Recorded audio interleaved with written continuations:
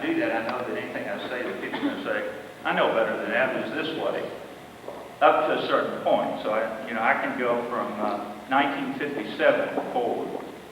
Rhythm Talks of 1937 was an orchestration composition class, and William Fox was the director, and they had a musical variety show. And some say that that was kind of the reason that maybe Campus Lights got started the next year in 1938. It was a necessity. The problem was that Gamma Delta was not a chapter yet, but sought to become a chapter in Pi Mu Alpha Symphonia, sent a check to national headquarters, the check bounced, they didn't have enough money, and they had to raise some money. And Campus Lights was the vehicle, we are told, for doing that.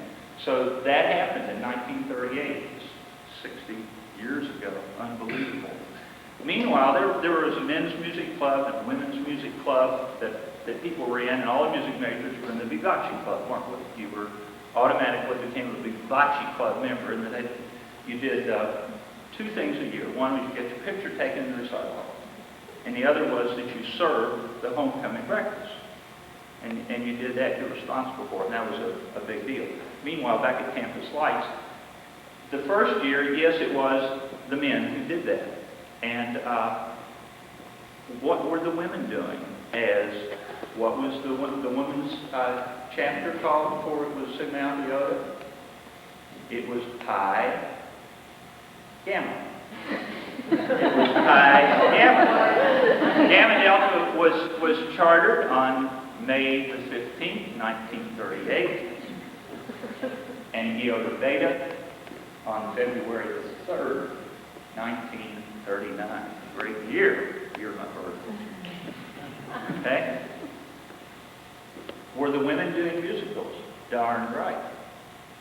While Campus Lights was going on in the late 30s, 38, 39, 40, 41, the women did, with Sock and Bustin, the oldest student club on campus, the drama club, did Naughty Marietta, Pirates of Penzance, the Desert Song, produced big musical theater productions, 2 in 1 year. Then along came what? World War II. And about 95% of the men were gone, and we had campus dim out instead of Campus Lights.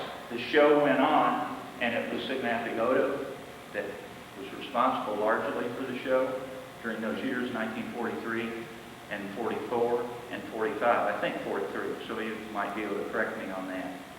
People got back, and from 45 forward, the two chapters joined, and in a partnership with a continuing dispute about ownership and equality that in some years was friendly and other years was really quite tense.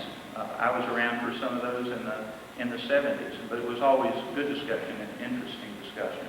And the show went on, and every year when I was the lead alto sax player my freshman year in the band orchestra, and I was in awe of the musicians around me. And I didn't know what Campus Lights was, and we were all scared to death, but this tradition was passed on, and in the 50s, it was largely, had become from a musical variety show, had evolved into kind of a baby Broadway musical. Boy Meets Girl, romance, conflict along the way. A vehicle for a lot of good music. But here were some of the traditions that I recall, and that some of you can embellish and help me with, and feel free to pipe in and do that, because it's nice. One of the traditions, of course, was the theme, right? Moon Love, which existed from the beginning. And the poem almost simultaneous with that. Edward West having written that, and he was in the first Campus Lights. Gil Koyani was the director of the first show. But the poem occurred at the beginning and the end of the show. And I get a little bent out of shape because I know that poem is in 2 parts. And sometimes it's been done all at once. And there's the opening and there's the end. And it always took a long time, for the curtain to close the end of the show. Sometimes I thought, oh, gosh, when is this going to be over?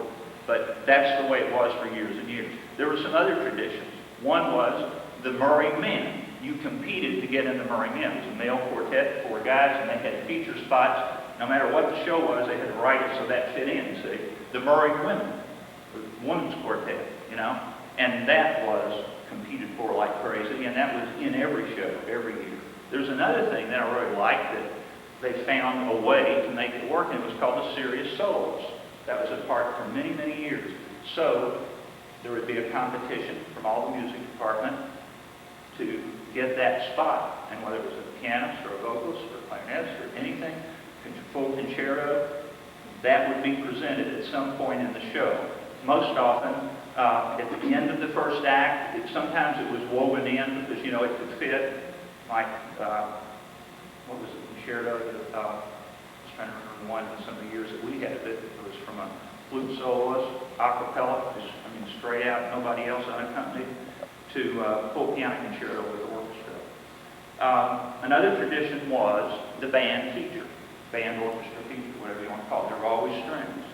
The band feature was something that usually an alum wrote, that for several years Paul Shahan wrote, and it was just meant to knock the socks off, especially the alums, you guys coming back.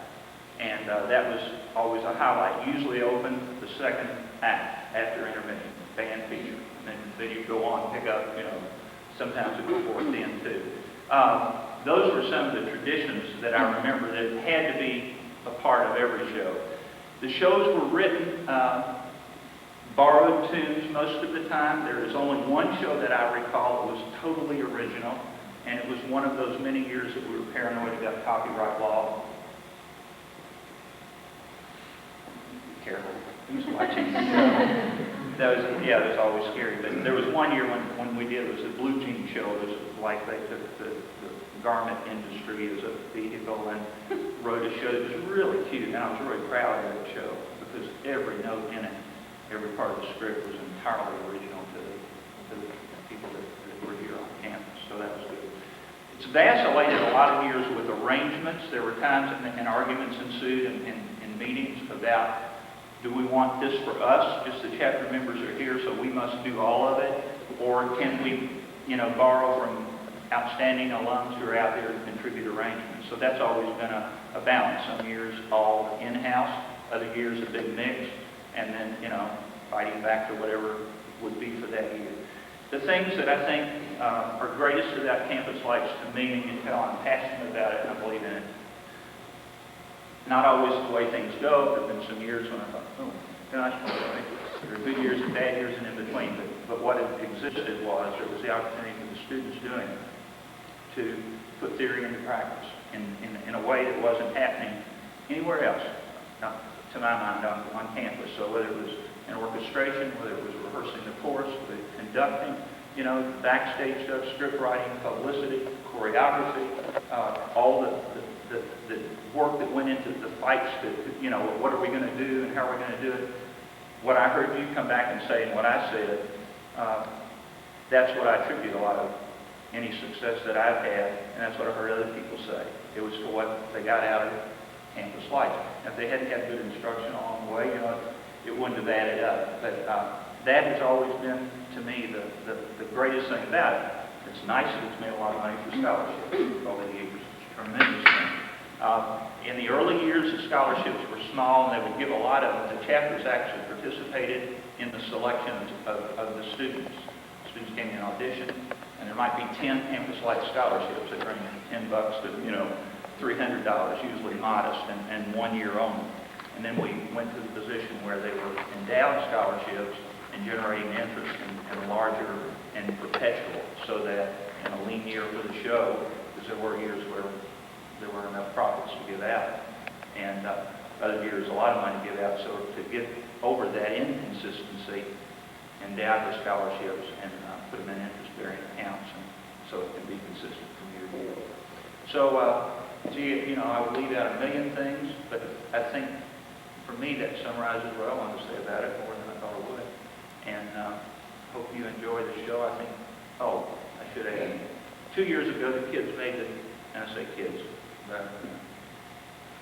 courageous decision and agonized a lot over, should we do a Broadway musical? That's not campus life, you know, and all that stuff went on. And they asked me what I thought about it, and I said, I think it's the greatest idea you had in a long time. Be courageous, do it. For one, it would be legal, probably. Play to your strengths. Play to your strengths. Do the things you can do well. Some years there are all these talented arrangers, composers, writers around. okay, do that and do it original. But in other years, just do it well. You know, do it well. And so I was really proud of them, and I hope you'll feel, if you feel that, support the group that's doing that, because that was tough, and that took a lot of stuff. Okay. Any questions?